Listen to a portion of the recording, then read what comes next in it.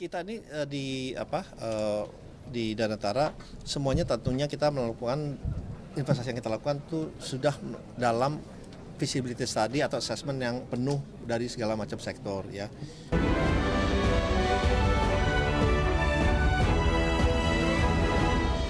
CEO BPI Danantara, Rosan Roslani memastikan pemerintah tengah mengkaji rencana pembentukan BUMN sektor tekstil.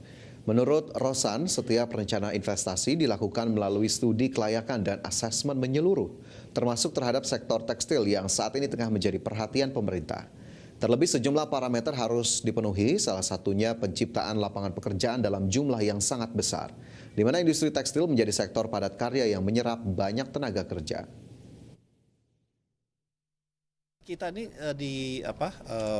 di Danantara semuanya tentunya kita melakukan investasi yang kita lakukan itu sudah dalam feasibility study atau assessment yang penuh dari segala macam sektor ya. Ya tentunya juga dari kita kan ada kriteria-kriteria atau parameter-parameter yang harus kita penuhi, termasuk juga parameter yang kita masuk itu adalah lapangan pekerjaan yang saya sampaikan. Mungkin ya we are willing, kita terbuka untuk menerima misalnya investasi yang secara return mungkin lebih rendah dari parameter kita apabila penciptaan lapangan pekerjaan lebih tinggi. Ya mungkin tekstil kan salah satu yang dari segi penciptaan lapangan pekerjaan itu sangat besar ya. Kembali bersama kami di Prime Market Highlights, pemirsa. Presiden Prabowo Subianto tegas mencabut 28 izin perusahaan yang terindikasi melakukan perusakan hutan yang menyebabkan bencana besar di Aceh, Sumatera Utara, dan Sumatera Barat. Perusahaan yang dicabut izin pemanfaatan lahan kehutanan tersebut terindikasi perusahaan di sektor pertambangan sumber daya alam dan perusahaan perkebunan. Menteri Sekretaris Negara Prasetyo Hadi menegaskan keputusan final Satuan Tugas Penertiban Kawasan Hutan atau Satgas PKH maksud kami yang mencabut izin 28 perusahaan tersebut terbukti melakukan pelanggaran pemanfaatan kawasan hutan. Pencabutan izin tersebut juga didukung oleh kebijakan Presiden Prabowo untuk segera menertibkan perusahaan-perusahaan perusakan hutan atau perusakan sumber daya alam.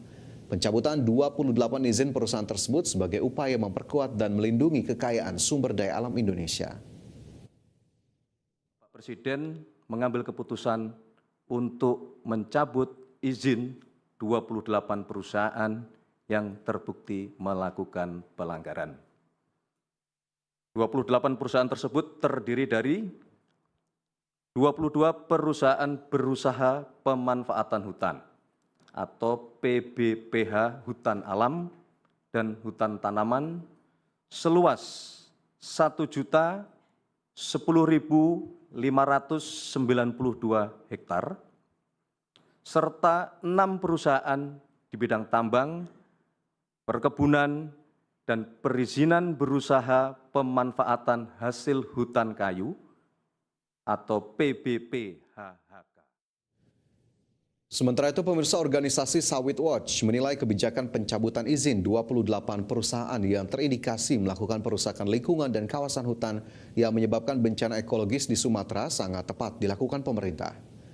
Direktur Eksekutif Sawit Watch Ahmad Surambo menegaskan pencabutan 28 izin perusahaan tersebut menjadi langkah awal pemerintah untuk memperbaiki tata kelola pemanfaatan lahan kehutanan sebagai produktivitas industri kelapa sawit yang dikelola korporasi. Untuk itu, Sawit Watch berharap adanya transparansi para stakeholder dalam pengelolaan lahan yang diperuntukkan sebagai perkebunan kelapa sawit, di mana hal ini akan menjadi titik terang pemanfaatan kawasan hutan yang benar-benar produktif dan tidak merusak alam dan lingkungan hidup. Secara khusus, Sawit Watch mengusulkan agar izin pemanfaatan lahan perhutanan tetap diberikan kepada masyarakat, bukan ke korporasi, sebagai hak pengelolaan sumber daya alam untuk kesejahteraan masyarakat.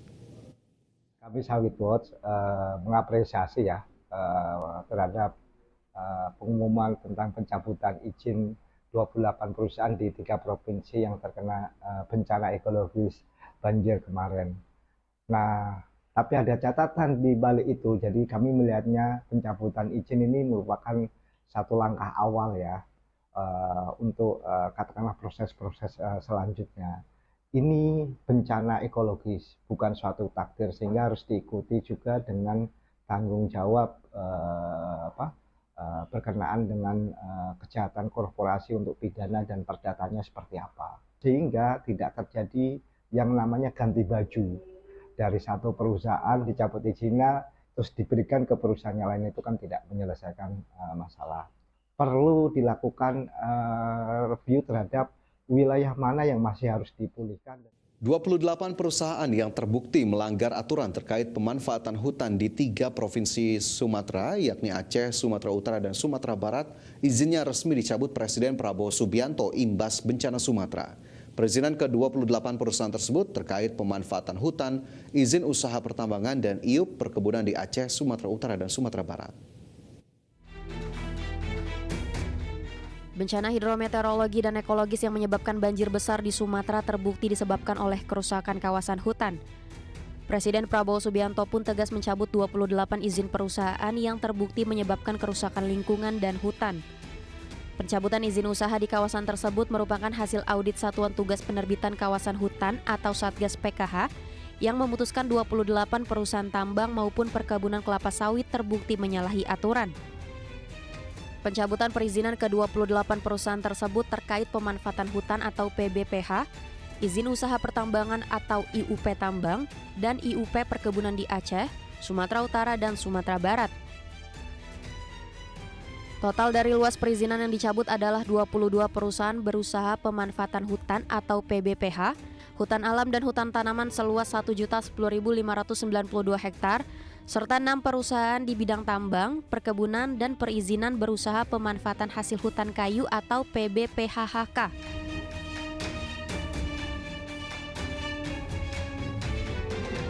Pemerintah tegas menindak perusahaan-perusahaan yang terindikasi menyebabkan bencana Sumatera. Selain itu, pencabutan izin juga sebagai upaya memperkuat dan melindungi kekayaan sumber daya alam Indonesia. Dari Jakarta, IDX Channel.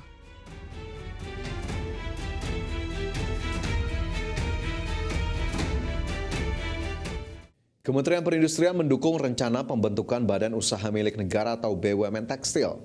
Pembentukan BUMN Tekstil ini sebagai upaya pemerintah untuk kembali mengembangkan industri tekstil. Kementerian Perindustrian mendukung rencana pembentukan BUMN baru di sektor tekstil. Langkah tersebut jadi upaya pemerintah untuk menghidupkan kembali industri tekstil dan produk tekstil dari hulu hingga hilir.